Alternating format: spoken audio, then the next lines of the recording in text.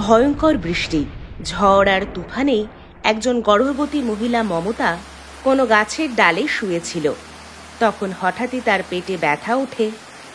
আহ, শাশুড়ি মা, আহ! কিন্তু পর মুহূর্তেই সে একটা বাচ্চাকে ওই গাছের ডালেই জন্ম দিয়ে দেয়।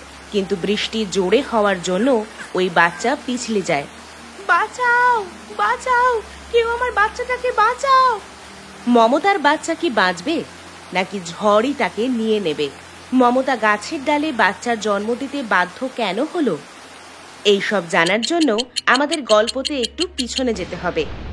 ভয়ঙ্কর বৃষ্টিতে ভিজতে ভিজতে মমতা বিয়ে করে তার শ্বশুরবাড়ি পৌঁছায়। তার শ্বশুরবাড়িতে শ্বশুর, শাশুড়ি, ভাসুর, জা, ননদ আর তার স্বামী সবাই ছিল। অনেক বড় পরিবার ছিল তাদের। তখন একটু দূরে একটা পাখি জলে ডুবে যাচ্ছিল। মমতা দৌড়ে যায় আর তাকে জল থেকে বাইরে নিয়ে আসে। আপনাকে অনেক অনেক ধন্যবাদ, আমি আপনার এই ঋণ নিশ্চয়ই মেটাবো। লোকেদের সাহায্য করা তো আমাদের সবার কর্তব্য। যাই হোক, ওই পাখিটা উড়ে যায়। তারপরে শাশুড়ি গৃহপ্রবেশ করায় সবাই ভেতরে চলে আসে।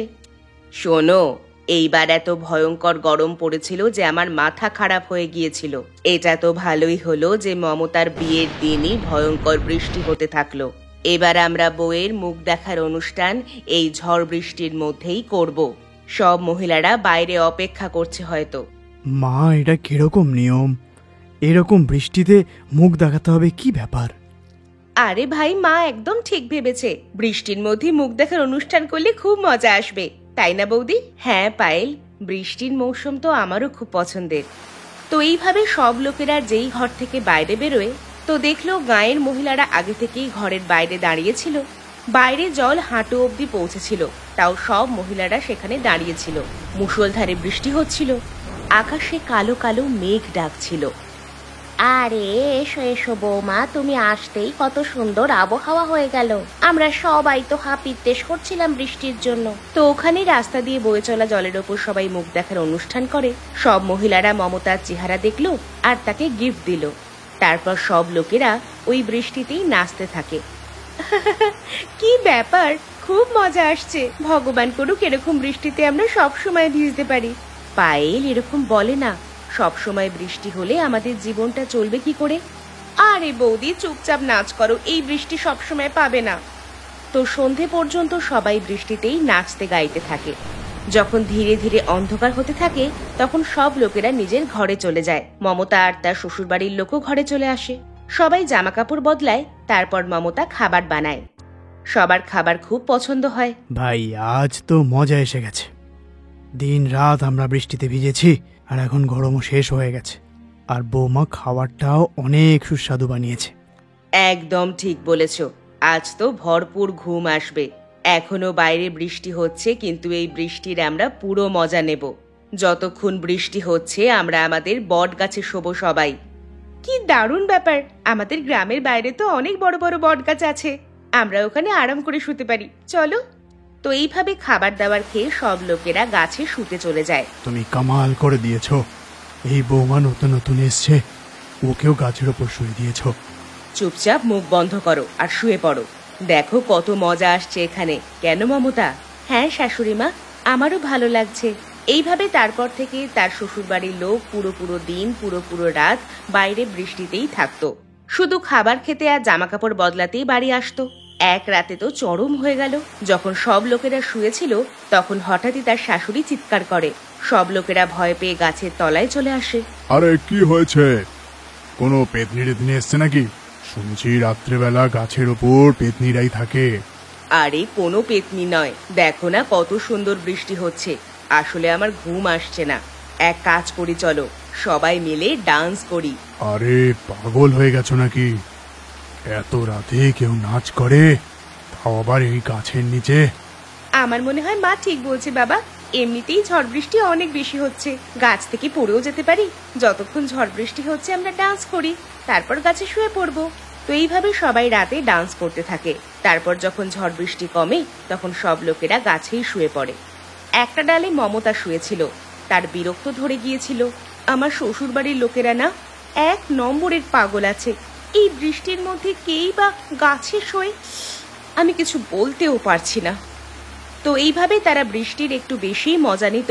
কিন্তু কিছুদিন পরে যখন সব লোকেরা ঘরের ভেতরে ছিল, তখন মমতার বমি হতে থাকে। বিক্রম, তাড়াতাড়ি ডাক্তারকে ফোন করো। আমার মনে হয় বৌমা বৃষ্টি সহ্য করতে পারল না, অসুস্থ হয়ে গেল বেচারি। মা, তোমারই বৃষ্টিতে ভিজতে শুধু ইচ্ছে করে। আমি ডাক্তারবাবুকে ফোন করে জানাচ্ছি, দাঁড়াও। বিক্রম ডাক্তারবাবুকে ফোন করে ডেকে নেয়। কিছুক্ষণ পরে পৌঁছলো আর চেক আপ করার পরে বলল, দেখুন, ঘাবড়ানোর কোনো কিছু নেই। আপনার বৌমা মা হতে চলেছে। এই শুনে সবার খুশি 4 গুণ হয়ে যায়। তোমরা ফালতু আমার ওপর রাগ করছিলে। বৌমা তো আমাদের খুশির খবর দিল। এই আনন্দে আমরা পুরো গ্রামবাসীদের সঙ্গে সারা দিন ধরে নাচ করব। এই ডাক্তারও আমাদের সঙ্গে নাচবে। আরে না না, আমি বৃষ্টিতে ভিজবো না। আমি আসছি, ফিজ না হয় পরেই দেবেন। ডাক্তার তো ভয় পেয়ে পালিয়ে গেল। কিন্তু এবার মমতার শাশুড়ি জবরদস্তি সবাইকে বাইরে নিয়ে যায় আর ডান্স করতে থাকে। তো এইভাবেই ধীরে ধীরে সময় কাটতে থাকে। বৃষ্টির সময়ও চলে গেল। সবাই আবার আগের মতো ঘরের মধ্যে শুতে থাকে। কিন্তু 9 মাস পরে যখন আবার বৃষ্টি হতে থাকে, তখন এত বৃষ্টি হতে থাকে যে বড় বড় গাছ পড়ে যেতে থাকে। আশেপাশের কিছু কাঁচা বাড়িও পড়ে যায়। একদিন মমতার শ্বশুরবাড়ির লোক নিজেদের ঘরে আরামের ঘুম ঘুমাচ্ছিল। তখন এত জোরে ঝড় এলো যে ওদের ঘরের ছাদে বড় বড় ফুটো হয়ে যায় আর সব জল ঘরের ভেতরে ঢুকে যায়। ঘরের ভিতরে জল অর্ধেক শরীরকে ডুবিয়ে দেয়। পুরো বিছানা ডুবে যায়। ঘরের সব জিনিস জলে ভাসতে থাকে। অজয় আর বিক্রম, তোমরা তাড়াতাড়ি বৌমাকে ধরো আর ঘরের বাইরে বার করো। এখানে বিপদ আসতে পারে। বিক্রম, মমতা গর্ভবতী আর ওর প্রথম মাসই চলছে। তাড়াতাড়ি বৌমাকে বলে বাইরে বেরো। ততক্ষণে আমরা যতটুকুনি পারবো আমরা সমস্ত জিনিসপত্র বাইরে বার করছি। আমি বুঝতে পারছি না আজকে আমাদের ঘরটা থাকবে কিনা। এই ঝড় বৃষ্টিতে তো সবকিছু শেষ করে দিল। গত বছরও যেরকম আমরা গাছের উপর শুতাম, এই বছরটাও মনে হচ্ছে গাছেই আমাদের ঘুমাতে হবে। যেমনটা অজয় বলল ঠিক তেমনটাই হলো। যেই ঘরের সব লোকেরা বাইরে এলো, তক্ষুনি তাদের সব ঘর তছনছ হয়ে যায় আর জলে ডুবতে থাকে। বাইরেও অর্ধেক শরীর অবধি জলে ডুবেছিল। চারিদিকে বন্যা চলে এসছিল। মাঝরাত অবধি সব লোকেরা খুব চিন্তায় ছিল। আগের বছর আমরা বর্ষায় এত মজা করলাম যে বর্ষা শেষ হতেই আমি প্রতি রাতে প্রার্থনা করতাম যে এইবার বৃষ্টি আগের বারের থেকে 10 গুণ বেশি হোক। মনে হয় ভগবান আমার কথা শুনে নিয়েছে আর এই বন্যাই চলে এলো। বিক্রম বেটা, বউকে নিজের কোলে নিয়ে নে, না হলে যদি আমার হবু নাতির কিছু হয়ে যায় তো আমি বাঁচতে পারবো না। আপনারা ঘাবড়াবেন না। সবার প্রথমে আমাদের এখান থেকে বেরোতে হবে, কারণ পুরো গ্রামে বন্যা হচ্ছে। ভাইয়া, তুমি আর বৌদি ধীরে ধীরে ওই গাছের দিকে সামনে এগো। আমরা সবাই একে অপরের হাত ধরে সামনের দিকে এগোচ্ছি। ধীরে ধীরে হাঁটতে হাঁটতে তারা গ্রামের বাইরে ওই বড় বড় বট গাছের কাছে পৌঁছে যায়। এই বছরের বৃষ্টিটা তো দেখছি আগের বছরের থেকে অনেক বেশি হচ্ছে। তো এইভাবে আরো একবার সবাই গাছের ওপরে উঠে যায়। ভালো হয়েছে আমরা আগের বর্ষায় এই গাছে থাকা অভ্যাস করে নিয়েছি, আর সেটা আজকে কাজে লাগছে। ভাইয়া একদম ঠিক বলেছে, কিন্তু এই সব কিছুই মায়ের জন্য হয়েছে। মাই জেদ করেছিল গাছে শোয়ার জন্য, তাই তো আমরা গাছে শুতে শিখেছিলাম। পায়েল একদম ঠিক বলছে শাশুড়ি মা। তো এইভাবে সব লোকেরা এক একটা ডালে শুয়ে পড়ে। কিন্তু তখনই সেখানে অন্য গ্রামবাসীরাও চলে আসে। আরে ভাই সব, বোন, তোমরা সব এই গাছের ওপর এরকম ভাবে শুয়ে আছো, আর ওই গ্রামে আমাদের সবার জীবন বেরিয়ে যাচ্ছে। আমাদেরও কিছু সাহায্য করো। গ্রামবাসী, আমাদের ঘরও তছনছ হয়ে গেছে বর্ষায়। এই জন্যই এই গাছে এসে শুয়ে পড়েছি। এরকম করো, তোমরাও একটা গাছ বেছে নাও। যতক্ষণ না এই বর্ষাকালটা শেষ হচ্ছে এরকম ভাবে গাছেই থেকে যাও, গাছের ওপরেই শুয়ে পড়ো। এছাড়া আমি অন্য কোনো রাস্তা দেখতে পাচ্ছি না ভাই। তো সব গ্রামবাসীরা এক একটা গাছ ধরে নেয় আর সবাই গাছেই ঘুমাতে থাকে। কিন্তু তখনই মাঝরাতে মমতা চিৎকার করে ওঠে, আহ আহ শাশুড়ি মা! কিন্তু পর মুহূর্তেই সে একটা বাচ্চাকে ওই গাছের ডালেই জন্ম দিয়ে দেয়। কিন্তু বৃষ্টি জোরে হওয়ার জন্য ওই বাচ্চাটা পিছলে যায়। বাঁচাও, বাঁচাও, কেউ আমার বাচ্চাটাকে বাঁচাও! আওয়াজ শুনে বাকি লোকেদের ঘুম ভেঙে যায়। বাচ্চা নিচে পড়েই যাচ্ছিল, কিন্তু তখনই সেখানে সেই পাখিটা চলে আসে যাকে একদিন মমতা বাঁচিয়েছিল। ওই পাখিটাই মমতার বাচ্চাটাকে বাঁচিয়ে নেয়। সে খুব যত্ন করে বাচ্চাটাকে নিচে রাখে। শ্বশুরবাড়ির লোক আর বাকি গ্রামবাসীরাও নিচে নামে। গৌরাইয়া, তুমি তো সত্যিই আজকে তোমার ঋণ চুকিয়ে দিলে। না দিদি, লোকেদের সাহায্য করা তো আমাদের কর্তব্য, এই কথাটা তুমিই আমাকে শিখিয়েছিলে। এই বলে গৌরাইয়া উড়ে যায়। বৌদি অভিনন্দন, তোমার ভালো কাজের জন্যই আজকে তোমার বাচ্চা ভালোভাবে বেঁচে গেল। বৌমা ক্ষমা করিস, তোর ডেলিভারি হয়ে গেল আর আমরা কেউ জানতেও পারলাম না। কিন্তু তোমাদের বলছি, এত বর্ষা হলেও এই গাছের ডালে থাকা কিন্তু একদম সুরক্ষিত নয়। চিন্তা করো না বাবা, কালকে আমি আর বিক্রম মিলে ওই গাছের ওপর আমরা একটা ঘর বানিয়ে নেব, কারণ আমাদের কাছে এখন ঘরও নেই। এই পুরো বর্ষাতে এত সুরক্ষিত জায়গা আর নেই, সমস্ত জায়গা জলে থই থই করছে। পরের দিন সকালে দুই ভাই আর গ্রামবাসীরা তাই করলো। আশেপাশের গাছ থেকে মজবুত গুড়ি কেটে আনলো আর ওই গাছের ওপরই একটা খুব সুন্দর মজবুত ঝোপড়ি বানিয়ে নেয়। কি ব্যাপার ভাইয়া, কত সুন্দর ঘর বানিয়ে দিলে তোমরা এই গাছের ওপরে। আজকের পর আমরা সব গ্রামবাসীরা পুরো বর্ষাকাল এই গাছেই থাকবো আর গাছেই ঘুমাবো। তাহলে কি বলছো মা? এই গাছের ওপর তো গ্রামে থাকার থেকেও ভালো লাগতে শুরু করেছে, কারণ আমরা সবাই একসাথে আছি। ওই দিনের পর থেকে মমতার পুরো পরিবার আর পুরো গ্রাম ওই গাছের ওপর তৈরি ঘরে খুশি খুশি থাকতে লাগে। যখন বর্ষাকাল চলে গেল তখন ওরা গ্রামের সেই ঘরটাও ঠিক করিয়ে নেয়। একটা অনেক বড় মনুষ্যরূপী কালো বাঁদরি গাড়ি থেকে নামলো আর নিজের ঠোঁটে লিপস্টিক লাগিয়ে মস্ত গটগট করে একটা অনেক বড় শপিং মলের ভিতরে চলে যায়। সব লোকেরা তাকে দেখে সেখান থেকে পালাতে থাকে। আরে পালাও এখান থেকে, এই টানিওয়ালা কালো বাঁদরি চলে এসছে। কিন্তু বাঁদরি সেসবে বেশি মনোযোগ দেয় না। সে অনেক জামা কাপড় তোলে আর রিসেপশনে চলে যায়। সেখানে একটা মহিলা বসেছিলেন। এক্সকিউজ মি ম্যাম, প্লিজ তাড়াতাড়ি আমার বিল বানিয়ে দিন। রিসেপশনের মহিলা যেই ওই বাঁদরিকে দেখলো তক্ষুনি চিৎকার করে সেখান থেকে পালিয়ে যায়। অদ্ভুত তো, আমি এত সুন্দরী তাও আমাকে এরা দেখে পালিয়ে যাচ্ছে। চলো কোনো ব্যাপার নয়, ফ্রিতে শপিং হয়ে গেল। একটা ছেলে বিজয় লুকিয়ে তাকে দেখছিল। এই বাঁদরটাকে রোজ দেখি, সবাই ওকে দেখে ভয় পালায়, কিন্তু ও কোনোদিন কারোর কোনো ক্ষতি করেনি। আজকে একটু পিছু করি, দেখিও কি করে। বাঁদরি সমস্ত কাপড় নিয়ে বাইরে বেরোয় আর নিজের গাড়ি স্টার্ট করে সেখান থেকে চলে যায়। বিজয়ও তার বাইক স্টার্ট করে আর তার পিছু নিতে এত থাকে। বড় বাঁদরি আমি এর আগে কখনো দেখিনি। আমি আজকে প্রথম একে দেখছি, নিশ্চয়ই কোনো না কোনো ব্যাপার আছে। বাঁদরির পিছু নিতে নিতে সে একটা শুনশান রাস্তায় চলে আসে। হঠাৎ সে তার বাইক বাঁদরির গাড়ির একদম সামনে লাগিয়ে দেয়। বাঁদরি গাড়ি থামিয়ে দেয়। এটা আবার কি অসভ্যতা, সুন্দরী মেয়ে দেখলো আর তার পিছু নিতে শুরু করে দিলে। আরে এ তো মানুষের মতোই কথা বলছে। বিজয় তার বাইক থেকে নেমে তার সামনে এলো আর বলল, নিজের মুখটা একবার দেখো, তোমার থেকে একটা কুকুরকেও ভালো দেখতে। এর মধ্যে বাঁদরি জোরে জোরে কাঁদতে থাকে। আমি জানি আমি খুব খারাপ দেখতে, এইসব বলে আমি নিজেকে সান্ত্বনা দেওয়ার চেষ্টা করি, কিন্তু একটা কথা বলো, সবাই তো আমাকে দেখলে পালিয়ে যায়, তুমি আমার কেন পিছু নিলে? প্রথমে আমিও ভয় পেতাম, কিন্তু আমি দেখলাম তুমি কারোর কোনোদিন ক্ষতি করনি, আর তুমি দেখতেও একটা অদ্ভুত, আর এটার জন্যই আমি দেখতে এসেছি। ঠিক আছে, তুমি আমার সঙ্গে আমার বাড়ি চলো। আমি জঙ্গল টঙ্গল একটু ভয়ই পাই। আমি কোনো জঙ্গলে থাকি না, অনেকদিন পরে কোনো মানুষ আমার সঙ্গে কথা বলেছে, তাই চলো আমার সঙ্গে। ভয় পেলে তো নিজের বাড়ি যাও। না না, রাস্তায় গাড়িটা আমিই চালাবো। এবার বিজয় তার গাড়ি চালাতে থাকে। বাঁদরি বারবার নিজেকে আয়নায় দেখছিল আর লিপস্টিক লাগিয়েই যাচ্ছিল। বিজয় বারবার তাকেই দেখে যাচ্ছিল। জয় বজরংবলী, আমাকে রক্ষা করো। যাই হোক, কিছুক্ষণ পরে বাঁদরির বাড়ি চলে আসে। তার বাড়ি দেখে বিজয়ের চোখ ছানা বড়া হয়ে যায়, কারণ তার বাড়ি বাড়ি নয়, সোনার মহল ছিল। এরকম কি দেখছো, চলো ভেতরে চলো।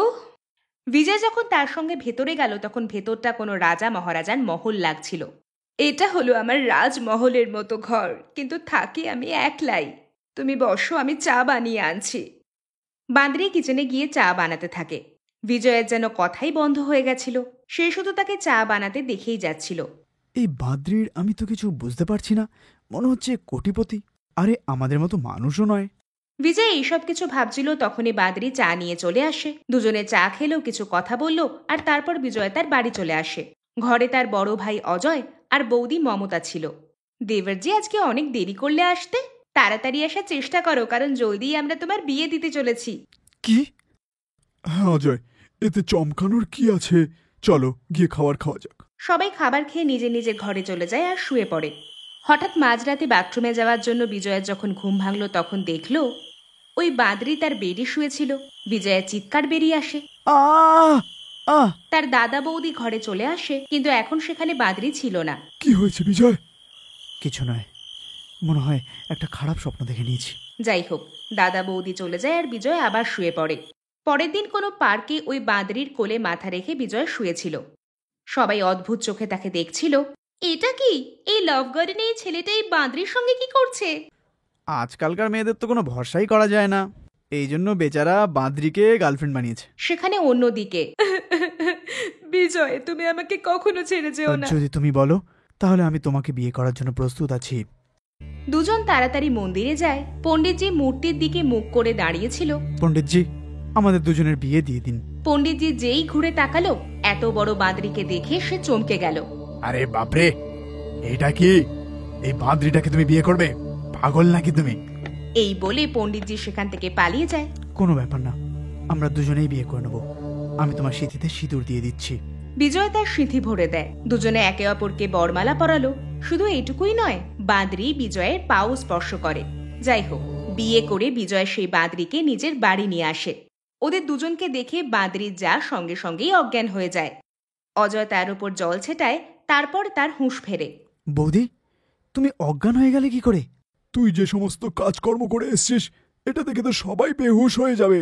নিলাম, এটা হলো আমার দাদা বৌদি। বাঁদরি সঙ্গে সঙ্গে তাদের পা স্পর্শ করে। বিজয়, এইসব কি? এই বাঁদরিকে তুমি আমার দেবরানী বানিয়ে দিলে? তুমি সস্তা কিছু নেশা করনি তো? বৌদি, আমি সদিচ্ছায় একে বিয়ে করেছি। আমি নিজের ইচ্ছায় মন্দিরে গিয়ে একে বিয়ে করেছি, না হলে তোমরা কোনোদিন একে মেনে নিতে না। আমরা তো এখনো এই জানোয়ারটাকে মেনে নেব না। আরে তোমরা দুজন এখানে আসো। বিজয় তার দাদা বৌদিকে একটা কোনায় নিয়ে যায়। দাদা বৌদি, এর কাছে অনেক পয়সা আছে, এর কাছে একটা বাংলো আছে। একে বাঁদরি ভেবো না, আর সমস্ত কাজও করতে পারেও, খাবার বানানো থেকে শুরু করে গাড়ি চালানো। আমি এর সমস্ত ঘটনা তোমাদের বলছি। বিজয় সব কাহিনী বলে দেয়। ঠিক আছে বিজয়, আমি এর টেস্ট নিচ্ছি। আরে শোনো দেবরানীজি, আজকে তোমার এই বাড়িতে প্রথম রান্না। যাও গিয়ে খাবার বানাও। ঠিক আছে দিদি। কিছুক্ষণ পরেই সে খাবার বানিয়ে আনে। সে ঘুমটাও দিয়ে রেখেছিল। যাই হোক, সবার খাবার খুব পছন্দ হয়। খাবার তো খুব ভালো বানিয়েছো তুমি। খাবার তো আমার থেকেও বেশি সুস্বাদু। থ্যাংক ইউ দিদি। যাই হোক, খাবার দাবার খেয়ে সবাই শুয়ে পড়ে। পরের দিন সকালে যখন সবাই নাস্তা করছিল, তখন বাইরে থেকে কিছু লোকের আওয়াজ শোনা যায়। এত খারাপ দেখতে মহিলা আমাদের পাড়ায় কি করে এলো? বাদরি এই অবধি শুনে সে তাড়াতাড়ি গিয়ে দরজা খুলে বাইরে বেরিয়ে আসে। তার পিছু পিছু অজয়, বিজয় আর মমতাও বেরিয়ে আসে। বাইরে একটা বুড়ো কালো মহিলাকে কিছু লোকেরা ঘিরে রেখেছিল। খবরদার, যদি একে কেউ খারাপ দেখতে বলে তো। হে ভগবান, মানুষের গলায় কথা বলা বাঁদরি। কি হয়েছে মা, তুমি আমাকে বলো। আমার ছেলে খুব অসুস্থ, চিকিৎসার জন্য ভিক্ষা করছি, কিন্তু আমার কালো রং দেখে কেউ আমায় ভিক্ষা দেয় না। এর মধ্যে বাঁদরি নিজের ঘরে যায় আর নিজের ব্যাগ থেকে নোটের বান্ডিল বের করে মাকে দেয়। এই নাও মা, আর টাকার দরকার পড়লে সোজা আমার কাছে চলে আসবে। আর আজকের পর থেকে তোমাকে খারাপ দেখতে কেউ বললে আমাকে বলবে, তার মুখ ছিঁড়ে নেব আমি। এই মানুষগুলোর থেকে তো তোমার মধ্যে মনুষ্যত্ব আছে মেয়ে। ভগবান তোমায় খুশি রাখুক, ভগবান তোমায় খুশি রাখুক। এই বলে সে চলে যায়। বাদরিও ঘরের ভেতরে চলে যায়। পাড়ার লোকেরা ভয় পেয়ে গেছিল। আরে মমতা, এই মানুষের মতো বড় বাদরিটা কে? আর তোমাদের বাড়িতে কি করে থাকছে? এ আমার দেবরানী। কোনো অসুবিধা? বৌমা, তোমাদের মানসিক অবস্থায় কি ব্যাঘাত ঘটেছে? দেখুন, আপনি যেটা বুঝছেন বুঝুন। বিজয়, মমতা, ভেতরে চলো। তারা ভেতরে চলে যায় আর নাস্তা করতে থাকে। এইভাবে ওই বাদরি সকলের সাহায্য করতে থাকতো, কিন্তু পাড়ার লোকেরা তাকে পাড়া থেকে বের করে দেওয়ার চেষ্টা করতে থাকে। কাকা, এই বাঁদরিকেই পাড়া থেকে তাড়াতে হবে, না হলে আমাদের বাচ্চাদের জন্য এই খতরনাক হতে পারে। চিন্তা করো না, কোন সময় বাইরে একলা দেখা করবে, তারপর সমস্ত ছেলেদের মতো একে জালে ফেসিয়ে দেবে বলেছিলাম। একদিন বাঁদরি তার জায়ের সঙ্গে যেই সবজি কিনতে বেরোলো, তক্ষুনি তাকে দেখে সমস্ত বাজার খালি হয়ে যায়। সব লোকেরা ভয় পেয়ে পালিয়ে যায়। আরে ভাগো, রাক্ষস এসছে, রাক্ষস। দিদি, এতে চিন্তা করার কোনো ব্যাপার নেই। আমি যেখানেই যাই সেখানেই লোকেরা পালিয়ে যায়। এর মধ্যেই কিছু ছেলে জাল দিয়ে বাঁদরিকে ধরে ফেলে। সারা পাড়া সেখানে চলে আসে। দিদি বাঁচাও, এটা কি করছো? ছাড়ো ওকে। আরে কি করে ছাড়ি, এ তো আমাদের জন্য খতরনাক। ছেলেরা একে বেঁধে জঙ্গলে ছেড়ে এসো। এর মধ্যে সেখানে দিন থেকে রাত হয়, জোরে জোরে বিদ্যুৎ চমকায় আর সেখানে কালো আত্মা প্রকট হয়।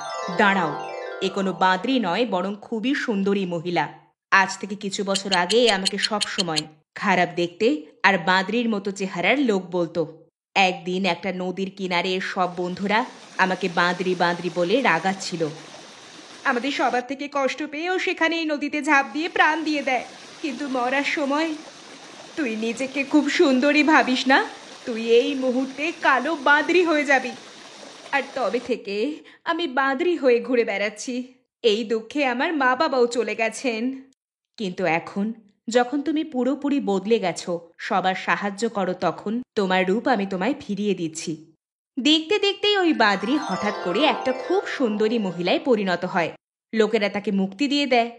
ক্ষমা করিস মেয়ে, আমরা এসব জানতাম না, আমরা ভয় পেয়ে গেছিলাম। কোনো ব্যাপার নয়। আত্মা যেই গায়েব হয়ে যায় আবার দিন হয়ে গেল। নীলম, তুমি তো অনেক সুন্দরী। দেবরজি আর অজয়জি তোমাকে দেখে খুব খুশি হবে, চলো। দুজনে বাড়ি আসে।